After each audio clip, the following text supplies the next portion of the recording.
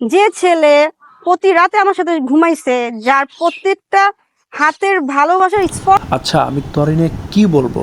তোর যন্ত্রণায় আমি ফেসবুকে ঢুকতে পারতেছি না, ঢুকলে তোর নিউজ, যেখানেই যাই তোর নিউজ। তুই নাকি ইজ্জত ফেরত চাস। কিসের ইজ্জত ফেরত চাস? তুই আর রাজ একটা কাম করছস, যেটা জানতো তুই, রাজ এবং ওপরালা।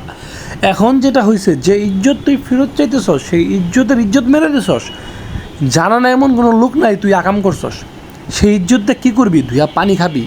আর একটা কথা বল, তুই তোর ইজ্জত ফেরত চাইতেছস, ঠিক আছে, অ্যান্ড ব্যাপারটা হলো তুই মার্কেটিং করতেছস, তোর তো ন্যূনতম লজ্জা থাকা উচিত। আর মাথায় কী দিছস? এটা কি তোর চুল না ঘোড়ার চুল? আমার সত্যি করে বলতে, আর যে হাতের আর মুখের মানুষ চেনা যায় না এমন কেননিকা। এই যে নেল পালিশ করছো, সেই পালিশ কই? নেল আছে, পালিশটাই তো নাই। আর তুই কী ইজ্জত নিয়ে কী করবি আমার বলতো? এই ইজ্জত দিয়ে কী করবি? সবাই জানে, রিক্সাওয়ালা মানে আমরা সবাই জানি। এই ইজ্জতটা করবি কি বন্ধু? এই ইজ্জত দিয়ে পানি খাবি?